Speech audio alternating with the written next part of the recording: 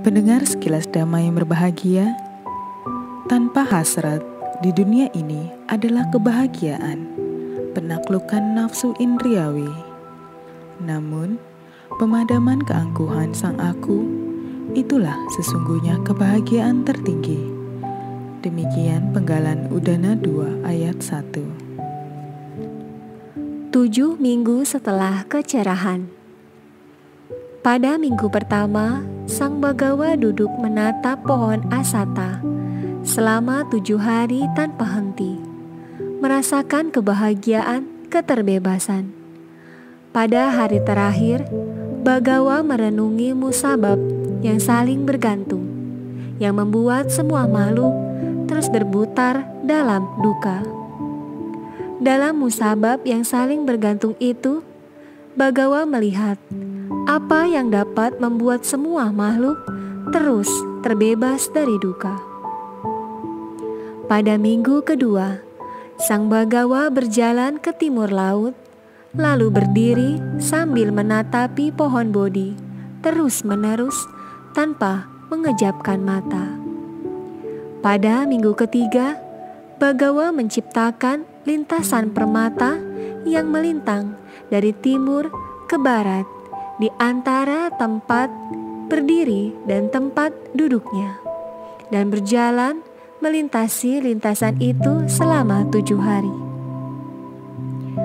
Pada minggu keempat, para dewa menciptakan wisma permata untuk Bagawa di barat laut pohon bodhi.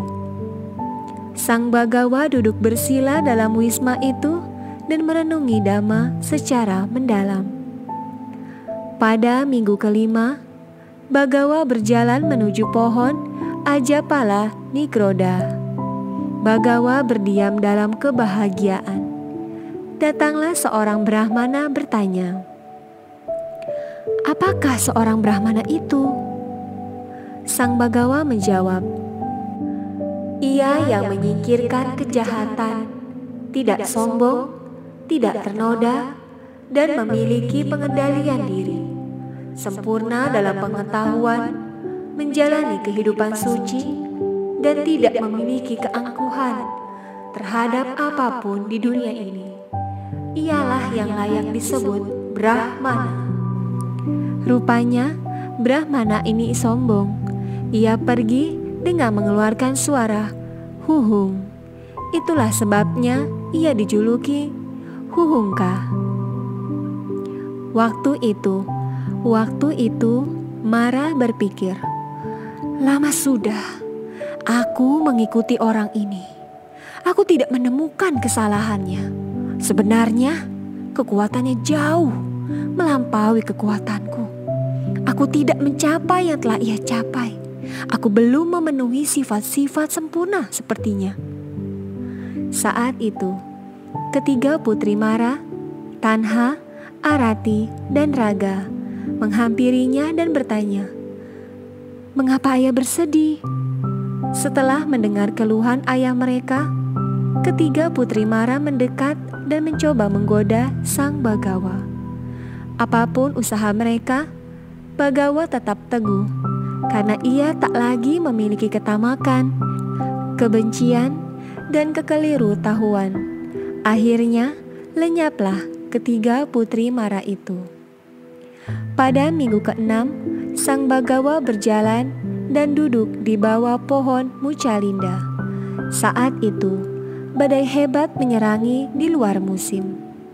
Mucalinda, sesosok Raja Naga muncul. Ia melingkupi tubuh Bagawa sebanyak 7 lipatan.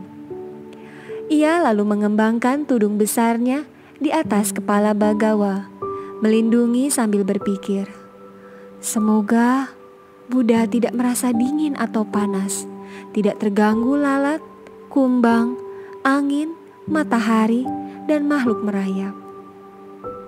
Setelah 7 hari, Mucalinda melihat langit telah cerah.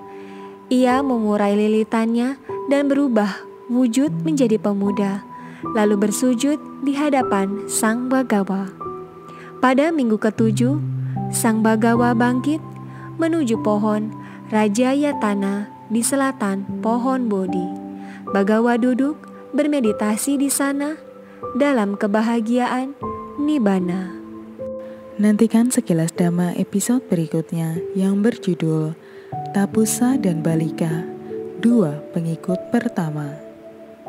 Sekilas Dhamma spesial kisah hidup Sang Tathagata akan hadir selama 100 hari menyambut Hari Waisak 2562 tahun 2021. Sekilas Dhamma dapat didengarkan melalui Spotify dan channel YouTube Citya Dhamma Dayada dengan kata kunci Sekilas Dhamma.